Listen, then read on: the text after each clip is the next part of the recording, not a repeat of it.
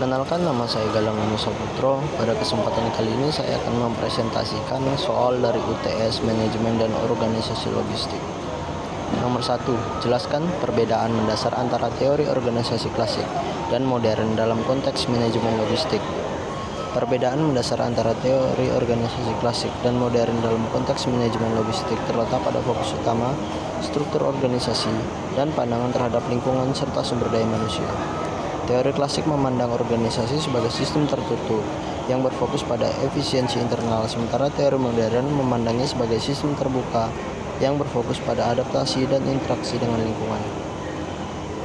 Teori organisasi klasik. Aspek fokus utamanya: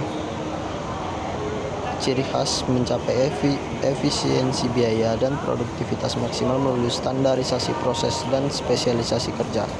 Aspek struktur, ciri khasnya adalah hierarki kaku dan sentralis, menekan rantai komando tunggal dan pembagian kerja yang ketat.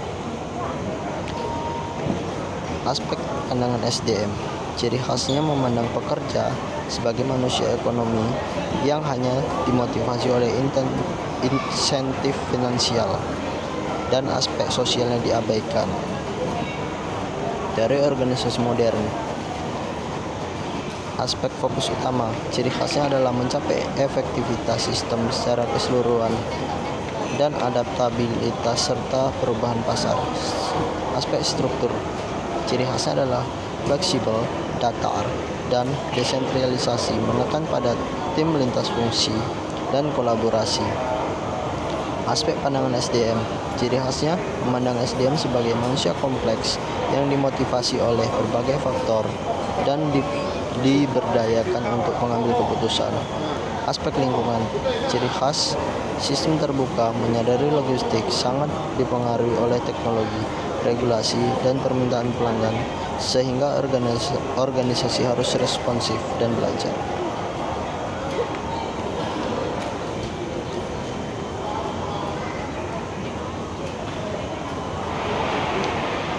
Lalu berikutnya, berikan contoh penerapan masing-masing teori dalam organisasi logistik, perusahaan e-commerce, dan perusahaan manufaktur tradisional. Teori organisasi manufaktur klasik, hierarki dan spesialis ketat. Struktur organisasinya dibagi menjadi departemen-departemen terpisah yang tidak tumpang tindih. Masing-masing memiliki manajer sendiri dan rantai komando yang vertikal. Pekerjaan staf di lini perakitan atau gudang memiliki tugas yang sangat spesifik dan berulang. Sesuai prinsip spesialis kerja Failor atau Taylor untuk mencapai efisiensi waktu. Proses menggunakan standar operating procedure atau SOP yang kaku dan baku untuk setiap tahap inbound dan outbound guna memastikan konsistensi dan menekan biaya per unit. Teori organisasi manufaktur modern. Jaringan adaptif berbasis data. Struktur menggunakan jaringan hub and spoke yang desentralisasi, di mana organisasi memiliki pusat-pusat mikro penuh di berbagai kota besar. Struktur ini fleksibel dan disesuaikan dengan permintaan geografis. Pemberdayaannya menerapkan konsep learning organization. Tim logistik menggunakan big data analysis dan machine learning untuk memprediksi permintaan, mengoptimalkan tata letak gudang dan rute pengiriman secara dinamis. Tim inovasi, pembentukan tim kecil untuk mengembangkan solusi logistik last mile baru, memberdayakan anggota tim lintas divisi untuk berinovasi tanpa harus menunggu persetujuan hierarki yang panjang. Perusahaan e-commerce yang fokus pada percepatan dan kompleksitas pesanan. Teori organisasi logistik e-commerce klasik.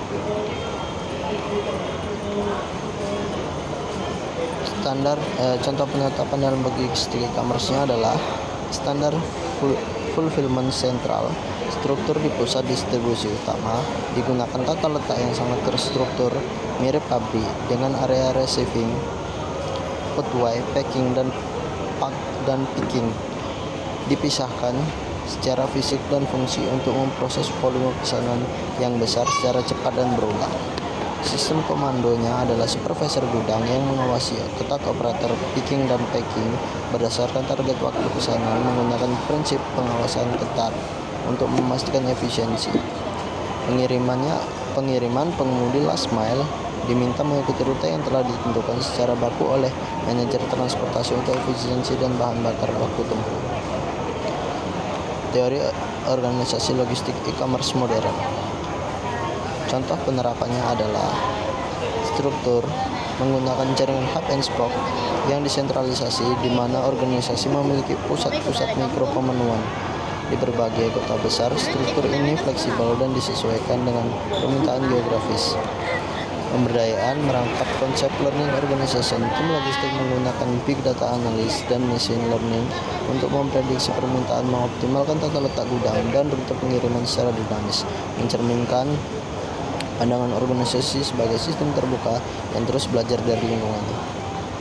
Tim inovasi pembentukan tim kecil untuk mengembangkan solusi logistik last mile baru. Memberdayakan anggota tim lintas divisi untuk berinovasi tanpa harus menunggu persetujuan hierarki yang panjang. Analisis kelebihan dan kekurangan masing-masing pendekatan. Dari organisasi klasik pendekatan ini sangat efektif untuk operasi logistik yang stabil dan repetitif, tapi kurang adaptif. Kelebihan dan kekurangan teori organisasi klasik. Kelebihannya adalah efisiensi biaya, spesialisasi kerja, dan standar operasional atau SOP sangat baik dalam menekan biaya operasional untuk tugas-tugas berulang. Kejelasan kontrol, hierarki yang jelas menciptakan akuntabilitas dan alur komando yang tegas, penting untuk kualitas dan keamanan. Konsistensi prosedur yang baku memastikan kualitas layanan dan penanganan barang yang seragam. Lalu kekurangannya adalah kekakuan, struktur yang hierarkis dan prosedur yang kaku, sulit beradaptasi cepat terhadap perubahan mendadak di pasar atau gangguan rantai pasok. Mengabaikan SDM, fokus berlebihan pada mekanisme dan proses dapat menurunkan moral inisiatif dan motivasi karyawan logistik. Silo fungsi, membentuk departemen yang terpisah-pisah atau silo yang menghambat koordinasi dan komunikasi lintas. Nomor 2, teori organisasi modern. Pendekatan ini unggul dalam menghadapi dinamika pasar dan teknologi, tetapi kompleks dan implementasi. Kelebihan dan kekurangan organisasi modern. Kelebihannya adalah adaptasi dan responsif. Organisasi dipandang sebagai sistem terbuka yang dapat cepat beradaptasi dengan teknologi baru dan perubahan permintaan pelanggan. Kekurangannya kompleksitas menerapkan sistem terintegrasi atau SCM dan struktur berbasis tim membutuhkan investasi besar pada teknologi dan pelatihan perubahan budaya. Perencanaan struktur organisasi logistik. PT Logistik Nusantara adalah perusahaan distribusi operasional dengan 20 cabang di Indonesia. Perusahaan menghadapi masalah koordinasi antar cabang, lambatnya pengambilan keputusan, dan duplikasi fungsi. Sebagai konsultan logistik, saya diminta untuk mengidentifikasi jenis struktur organisasi yang paling sesuai untuk perusahaan ini, merancang struktur organisasi yang optimal dan dengan justifikasi, lalu menjelaskan bagaimana struktur yang saya rancang mengatasi masalah yang ada. Untuk poin A, jenis struktur organisasi yang paling sesuai untuk PT Logistik Nusantara. Perusahaan ini distribusi nasional dengan 20 cabang, adalah struktur organisasi divisi berdasarkan geografis atau wilayah, dengan kemungkinan penerapan struktur matriks lemah di tingkat regional atau cabang. Struktur regional atau geografis. Struktur divisi berdasarkan wilayah sangat cocok untuk perusahaan yang beroperasi tersebar luas seperti PT Logistik Nusantara. Penyelesaian masalah koordinasi dan duplikasi fungsi. Setiap divisi regional akan bertanggung jawab penuh atas seluruh fungsinya di wilayahnya.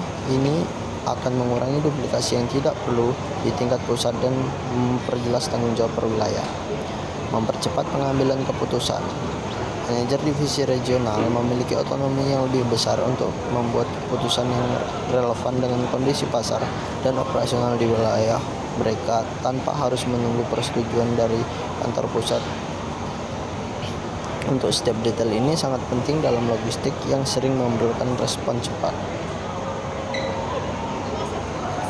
pengayaan matriks lemah di tingkat regional. Untuk mengatasi kebutuhan dan kondisi fungsional yang konsisten di seluruh 20 cabang, dapat diterapkan matriks lemah. Dalam matriks lemah, manajer cabang atau regional akan menjadi penanggung jawab utama. Namun staf di cabang atau divisi juga akan berinteraksi dan menerima bimbingan teknis dari manajer fungsional pusat. Ini memastikan keterpaduan sistem dan pelaporan di seluruh cabang sekaligus meminimalkan masalah koordinasi antar fungsi. Untuk poin B, ini adalah gambar atau diagram sederhana untuk struktur organisasi divisional. Yang paling atas atau yang paling utama adalah direktur utama, di bawahnya ada direktur operasional regional, lalu berikutnya ada manajer divisi, regional 1, regional 2, per wilayah, misalkan Jawa, Sumatera, dan lain sebagainya, diikuti dengan kepala-kepala penanggung jawabnya masing-masing. Justifikasi rancangan, pemisahan operasional dan fungsional. Ada pemisahan yang jelas. Direktur operasional regional berfokus pada kinerja cabang, sementara direktur fungsional fokus pada standar kebijakan dan inovasi regional. Otoritas regional manajer divisi adalah pimpinan lini langsung untuk semua cabang di wilayah mereka, menjadikannya pusat laba yang bertanggung jawab penuh. Cara struktur mengatasi masalah. Contoh masalahnya adalah koordinasi antar cabang. Pengelompokan 20 cabang menjadi hanya 3-4 divisi regional yang dipimpin oleh satu manajer divisi. Manfaatnya untuk koordinasi terjadi di tingkat regional, mengurangi beban koordinasi langsung antara 20 kepala cabang yang tersebar. Lalu berikutnya ada masalah lambatnya pengambilan keputusan. Mekanismenya adalah desentralisasi wewenang. Manajer divisi regional diberikan wewenang penuh untuk membuat keputusan operasional dan alokasi sumber daya di wilayah. Manfaatnya adalah respon cepat, keputusan tidak perlu menunggu persetujuan dari direktur utama atau koordinasi pusat kecuali untuk masalah yang strategis. Tujuan strukturnya, pembagian wewenang berdasarkan wilayah bertujuan memperkuat koordinasi regional dan mendekatkan pengambilan keputusan ke lokasi cabang yang sangat penting untuk perusahaan dan distribusi nasional dengan 20 cabang. Job design dan pembagian tugas. Jelaskan komponen-komponen utama dalam job design untuk posisi supply chain koordinator di perusahaan logistik. Lalu buatlah job description sederhana yang mencakup job title dan reporting structure. Lalu key responsibility. Dan ada juga require, complications, dan qualification.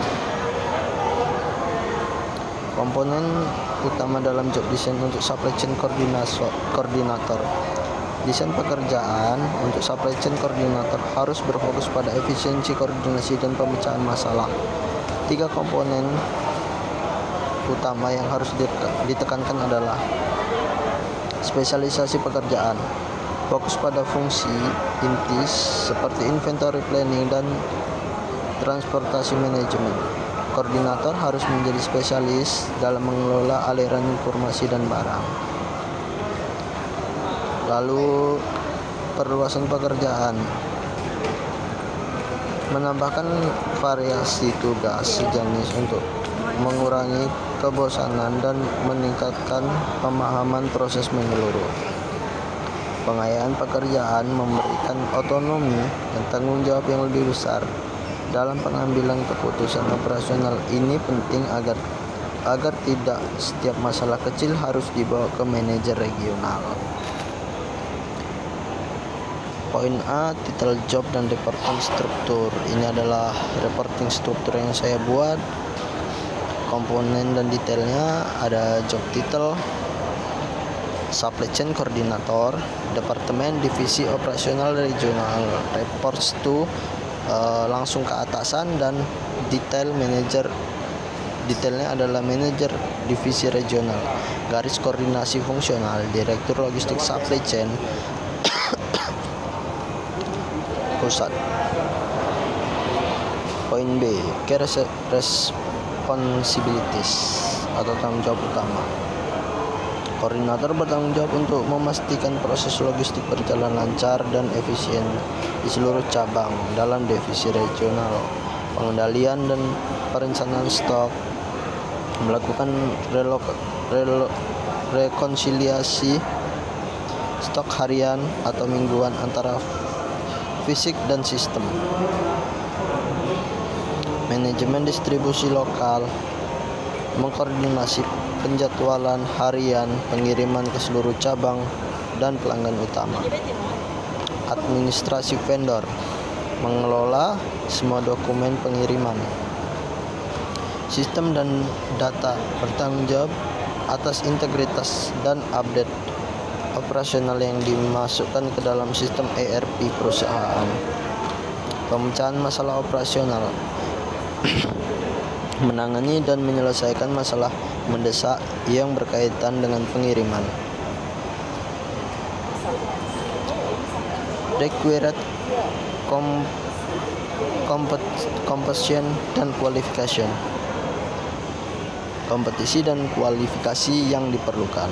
Kategorinya adalah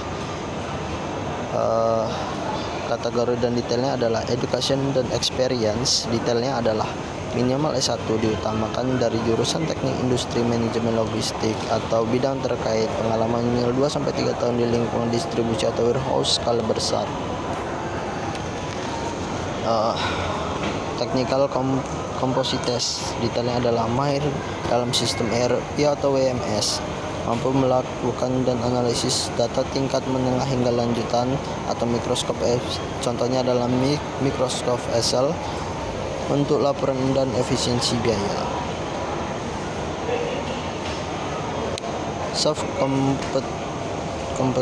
kompetisi, detailnya adalah negosiasi dan komunikasi, mampu berinteraksi secara efektif dengan tim gudang, pengemudi, vendor, dan tim penjualan. Sistem koordinasi dan komunikasi. Sebuah perusahaan freight forwarding mengalami masalah koordinasi antar departemen customer service dan warehouse, juga transportation, yang menyebabkan keterlambatan pengiriman dan komplain pelanggan meningkat.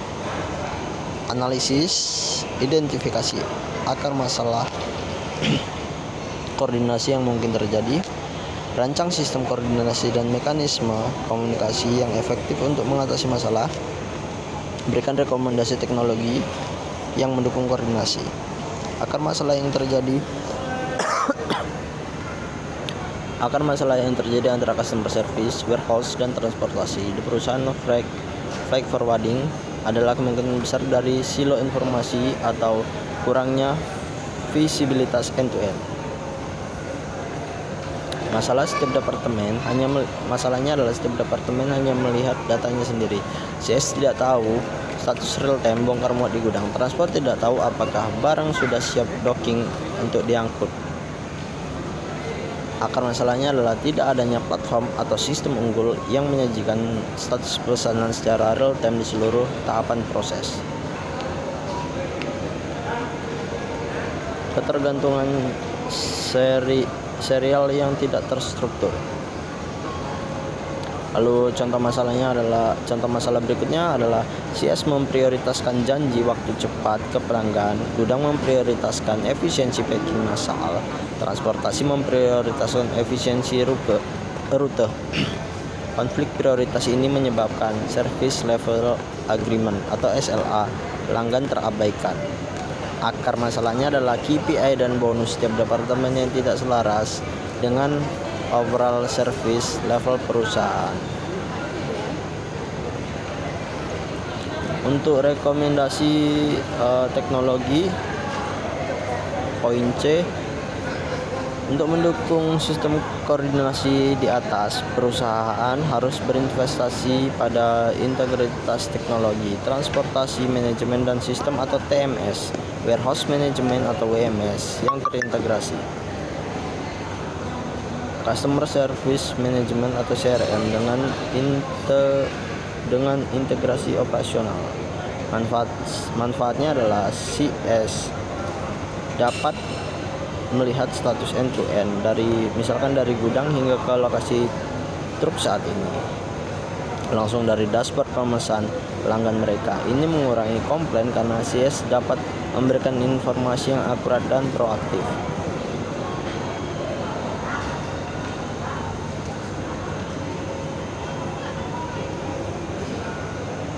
Lalu berikutnya nomor 6, seorang warehouse manager baru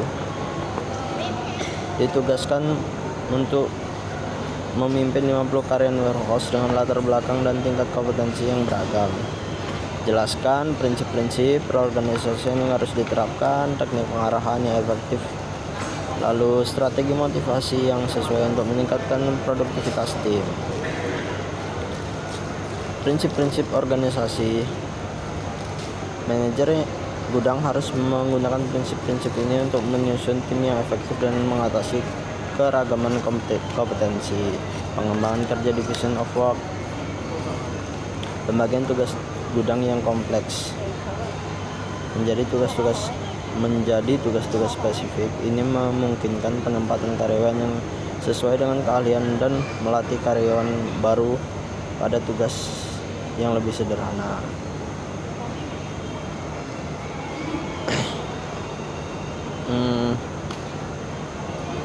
Lalu berikutnya teknik pengarahan yang efektif untuk konteks ini di poin B.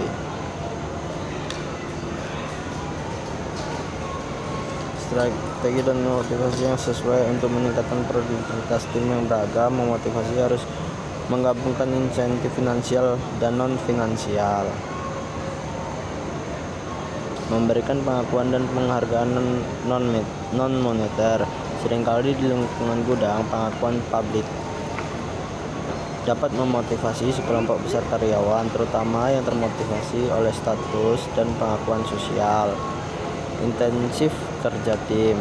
Alih-alih hanya memberikan bonus individu, tetapkan target yang melibatkan seluruh tim.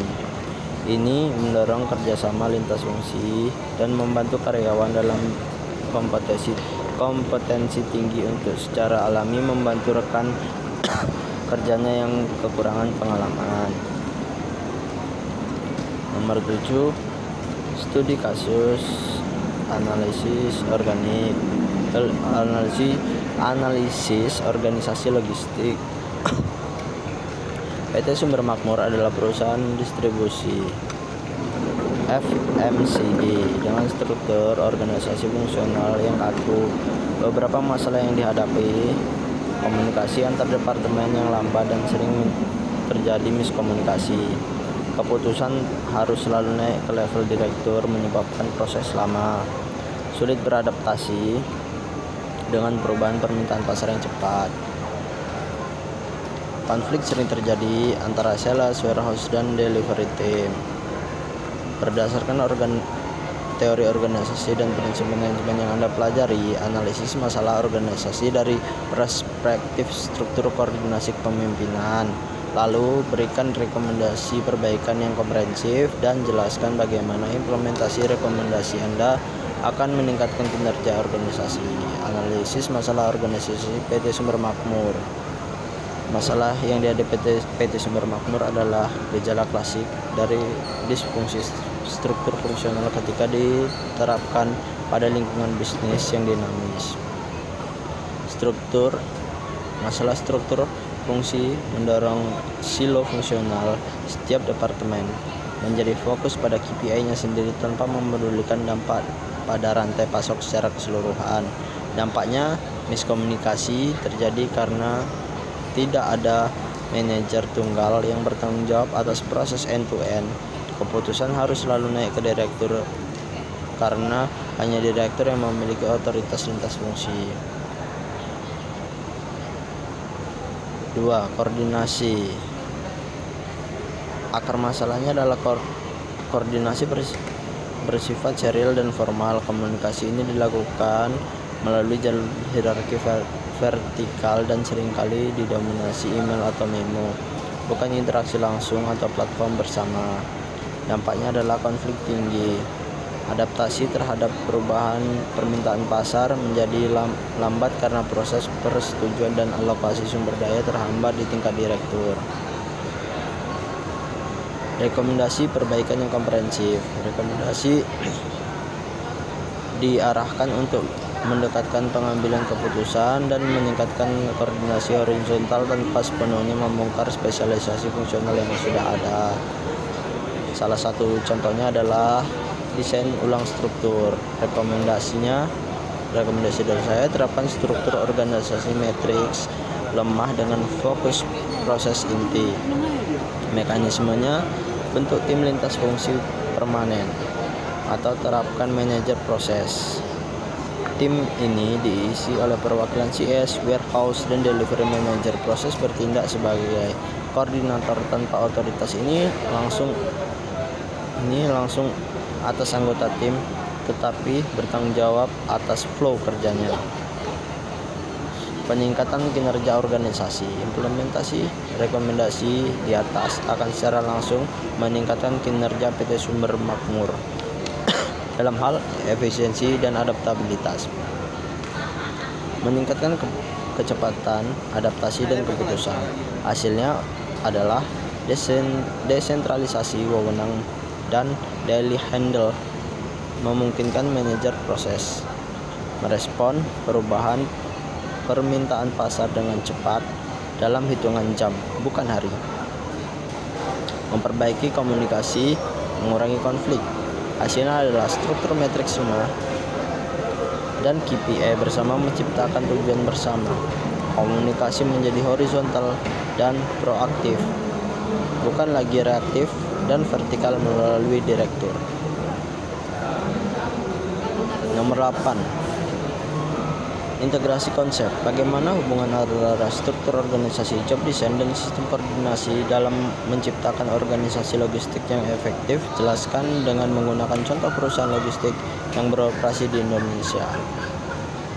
Penjelasan hubungan antar konsep dan penggunaan contoh konkret. Hubungan kunci antar konsep.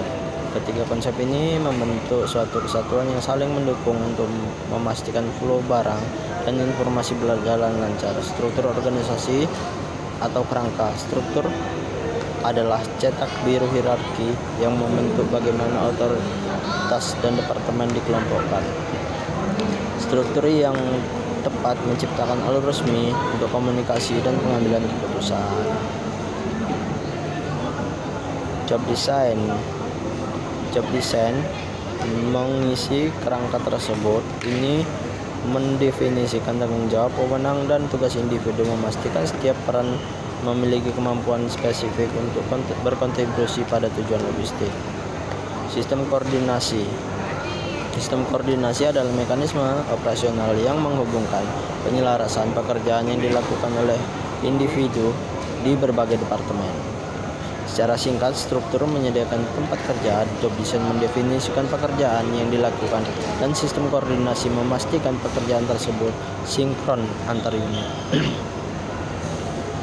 Contohnya adalah PT Cepat Kirim, perusahaan 3PL di Indonesia. PT Cepat Kirim, perusahaan 3PL besar di Indonesia, menggunakan struktur organisasi matriks untuk melayani berbagai klien FMCG dan e-commerce. Konsepnya, struktur organisasi, implementasinya menggunakan struktur matriks. Karyawan melapor ganda, manajer fungsional